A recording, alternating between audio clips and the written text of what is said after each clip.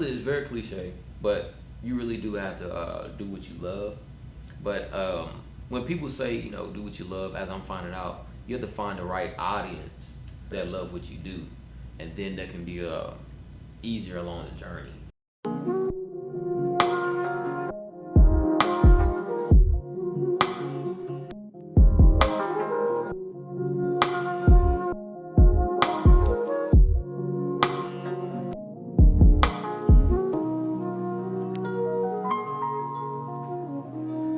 So, hello, welcome to the Creative Experience. Today we're here with Peace. Yo, what's up? What's up? Thank you so much, bro, for bringing me onto this. I'm just really excited. Thank you so much, man. Of course, Let's of get course. into it, man. I'm ready. Tell us a little bit about yourself and what you do. Okay, so where am I looking? I'm looking at you. I'm looking over here. You're looking at me. Okay, cool. So as you know, I'm a photographer. I've been doing this since 2016. I started take no, I dove straight into it. I dove straight into it, and everything really just flowed into the next thing. And I'm here where I'm at today because of photography. So, like, how'd you get started? Like, How I get? Oh man, that's crazy. So it was totally by accident. So before I hopped into photography, I was drawing and doing a lot of dancing.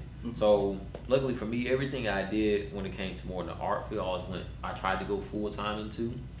So I was actually working at a car wash. That was like a little store before I get into the store. I was working at a car wash. I started my own clothing brand called Peace and Promise. And the way that worked was, it's like, my last name is Peace. Pinky Promise turns it down, Peace and Promise. So it's like the actual symbol. So I was doing like the little sales part of the car wash, and this guy, he was a landscaper, had like a truck. And I was in the Plano, like West Plano, working at this job. And the guy was like, I was telling the guy about the clothing line. I said, oh yeah, man, it's called Peace and Promise. It represents this and this and this. And he was like, man, so how you doing images, or how are you, advertising for your clothing? Like, hey, I'm just talking about it with you. That's all I'm doing. He's like, well, shoot, man. Hey, I got a camera in the car. I actually just went to go buy a camera. Do you want it? And it was a Nikon D5100. He said, now the only thing about this camera is the autofocus doesn't work, and you'll need to go buy a new battery. But you can have it right now. I was like, are you serious? Really? And he's like, yeah. And he just gave it to me right there. So I just grabbed the camera. I think I went to go put it in my bag or something like that, and then it started from there. that is crazy. That's like it's meant for you. Like, Yeah, that was they was crazy, really bro. like, Yeah, like, there you go. go. Like, Okay, wow, okay, that's sick. I really like that. So, like, what type of art do you like to make, and like, what avenues are you pursuing right now? So right now, I'm just really just going. I don't want to say going with the flow. I don't like using that term. So I'm really conflicted as of right now. The reason why I say that is because I want to go the actual art route with photography, but as far as I know, it's like it's certain things you have to, and certain people you got to connect with in order to get to that field. So I'm stuck doing more client work, and I don't like to really say stuck. But now what I'm doing is I'm finding out, pretty much your customer. It's called your customer avatar or avatar canvas. So I'm finding people that likes more of the work that I do, and then I'm like, oh shoot, well, hey, can I do it like this and like this? And they're appreciating that a lot more. So now what I'm doing, I crack my nose hella loud. Now what I'm doing is infusing that artistic element that I love to do with client work, if they want that kind of work. So that's how I'm doing that right there. All right. Mm-hmm. So, what does like world building mean to you?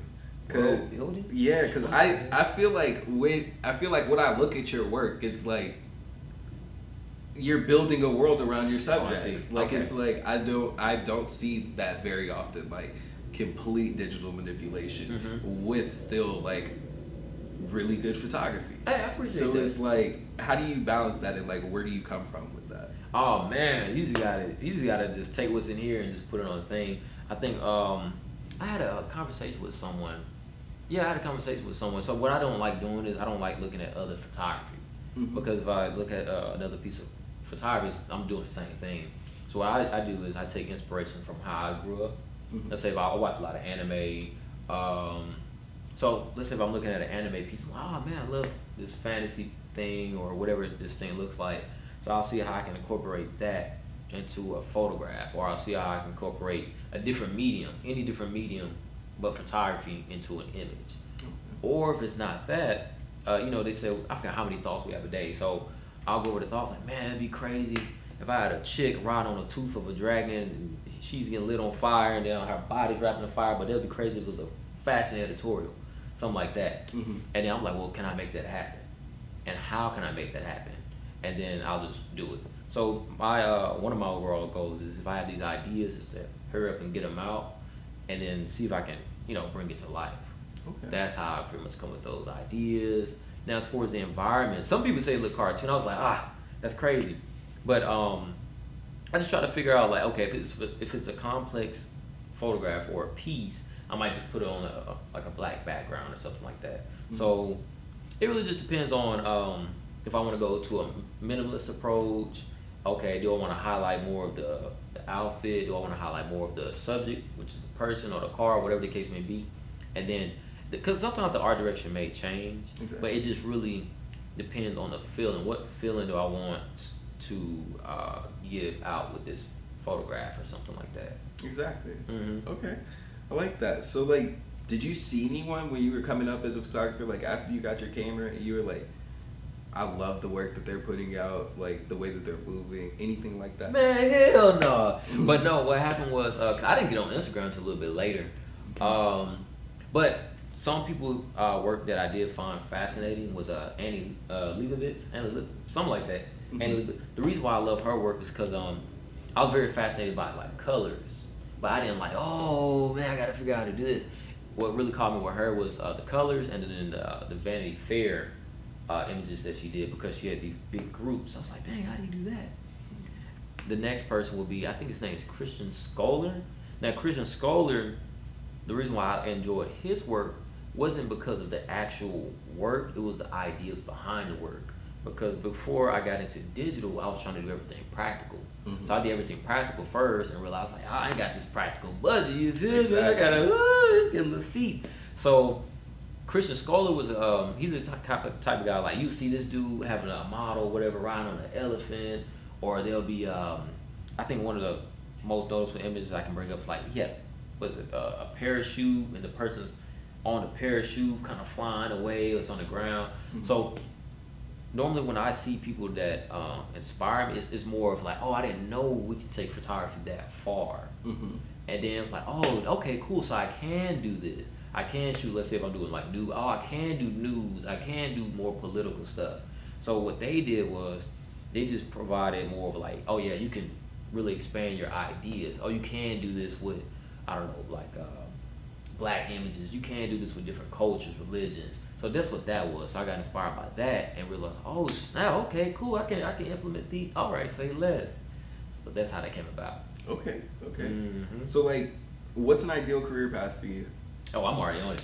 But should really getting this money, getting this bag. But no, it's not about the bag money or nothing like that. It's really about figuring out how many people I can help pursue a creative path. Because, growing up, especially us being colored, it's like, basketball player, or you're going to do whatever else the case may be. Rapper, go to the yeah, league. you have to do one of those. So I would say growing up for me, because I'm from Oak Cliff type stuff, so I didn't know that photography was a thing when I was growing up. Like I said, until I got into the guy gave me that camera, and then even when he gave me that camera, I didn't even know how to charge, which we can talk about that later. So that was just like a lot of trial and error, and then I still sometimes even think, well, I know now, but back then I didn't know there was a real career path, and so you start to meet people like you, and it's like, oh man, you can really do that for real.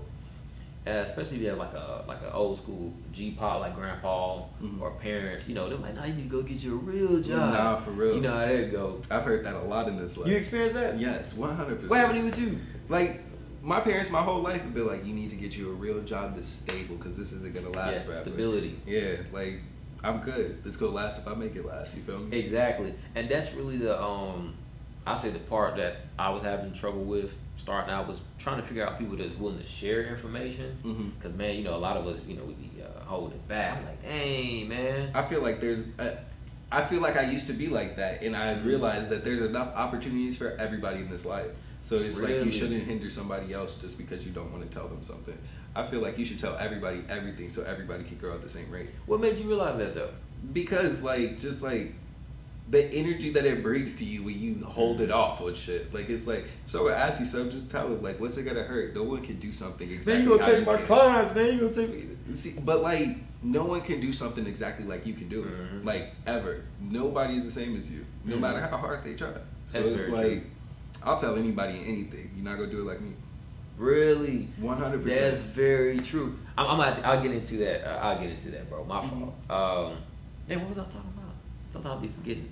You talking about what you saying? The creative path? Yeah, it was like, what's your ideal creative path? Oh yeah, I think I mean that's pretty much it. What I was saying before then. Yeah, that's pretty much it, bro. I can't really. It'll come back. I can't remember.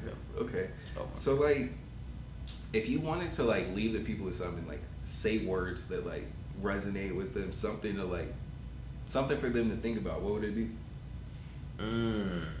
Something for someone to think about. Okay, let me ask you this question right here. So is it strictly in the creative field, or what fields are we talking? You say what you feel. Really? It's like that now? Yeah. Oh man.